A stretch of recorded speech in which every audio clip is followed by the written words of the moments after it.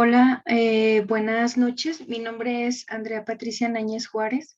Soy estudiante del primer módulo de la maestría en educación y en esta ocasión me corresponde hacer la evidencia de lectura y el video educativo sobre un autor, filósofo, Paul Feyerabend, el cual se plantea desde un texto titulado Una ciencia sin método, una mirada de la propuesta de Paul Feyerabend aplicada a la enseñanza de las ciencias.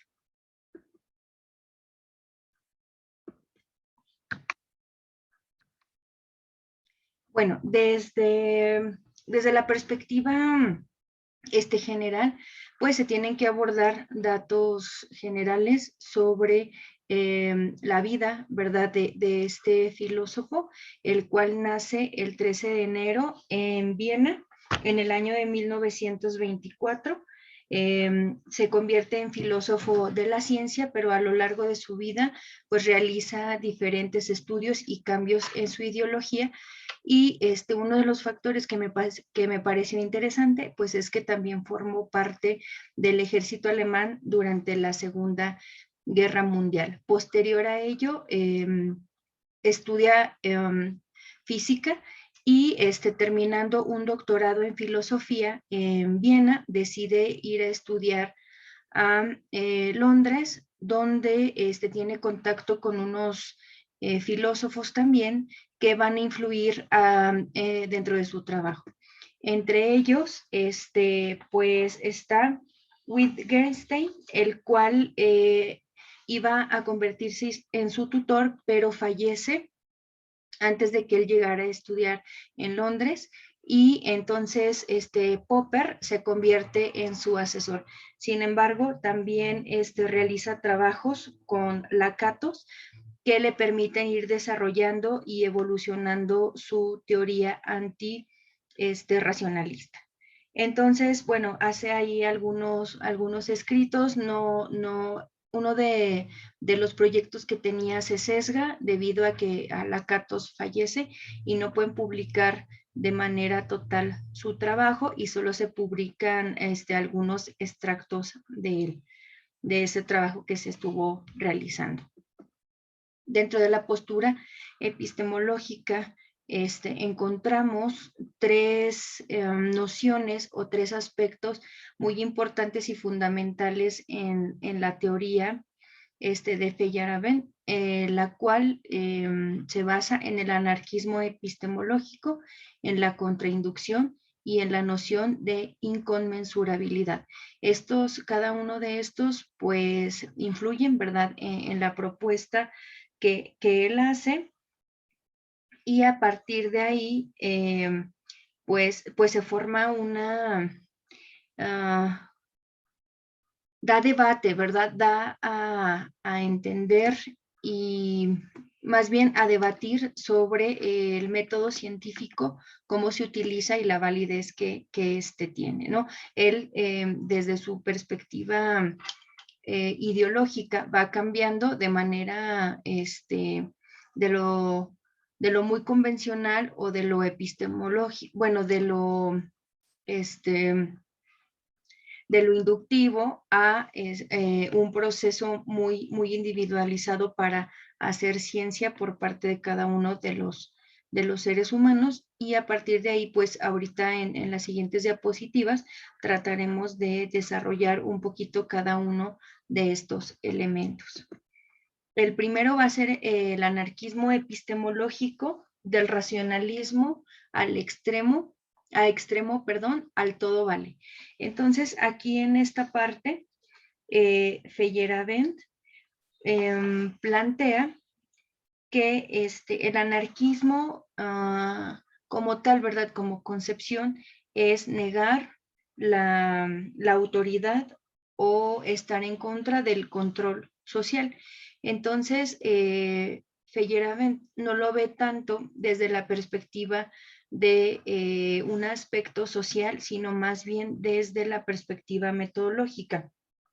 Dice, o él se va por la no existencia de reglas para llevar a cabo un método, sino que él plantea que no existen estas reglas para poder realizar la ciencia, que cada individuo puede utilizar diferentes estrategias, diferentes pasos para poder llegar a un conocimiento científico, no necesariamente este método científico de manera universal que pareciera que se aplica a todo, pero él plantea que no. Sin embargo, él no está negando este método científico, solamente dice que en algunos casos puede funcionar y en algunos otros no te permite identificar o más bien no se requiere de estos mismos elementos para llegar al conocimiento.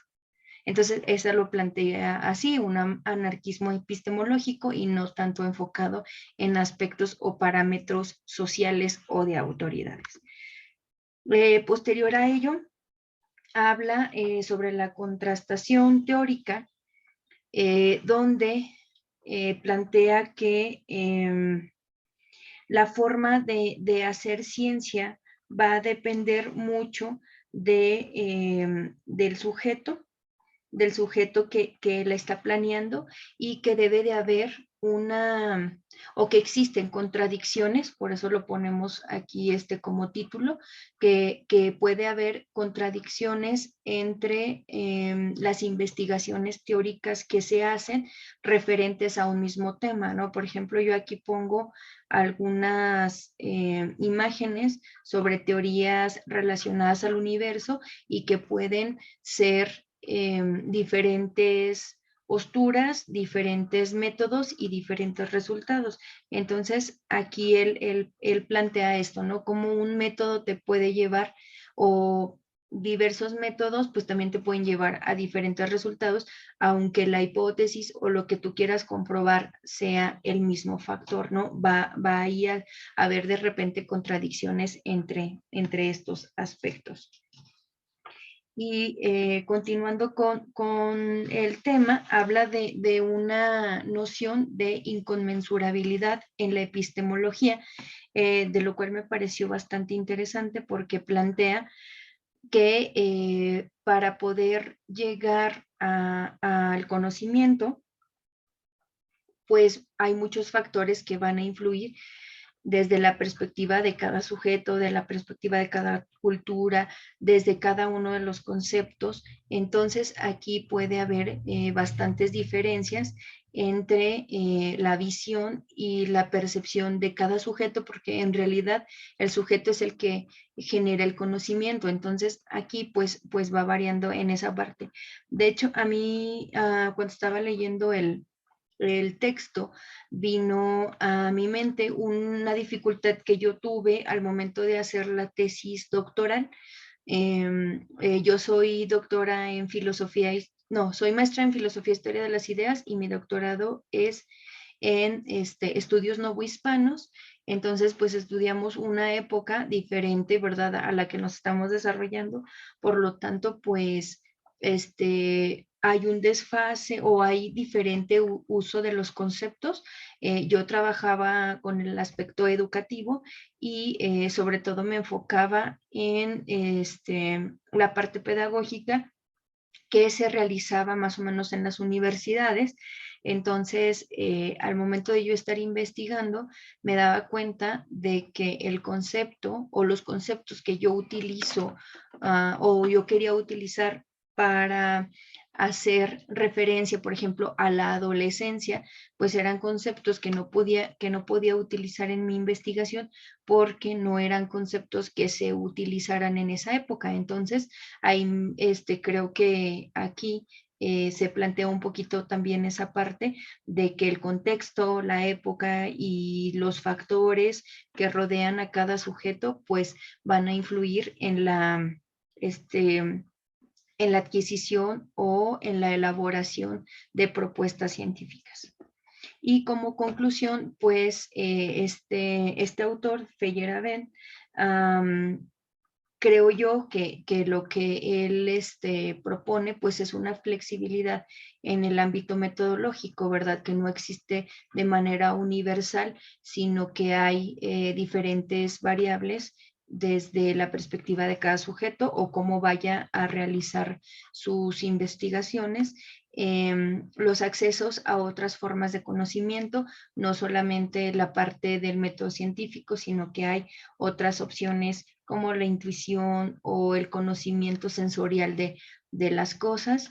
Y por último, que el individuo, bueno, siento yo, ¿verdad? Esta parte, lo demás lo tomé del texto, pero creo que mi aportación para estas conclusiones, creo que Feyerabend toma mucho al individuo como el centro para la generación del conocimiento, pero que esta generación puede ser, al igual que el método, puede ser bastante flexible. De mi parte sería todo. Agradezco su atención y nada más dejo como muestra la referencia del texto en el que nos basamos. Muchas gracias.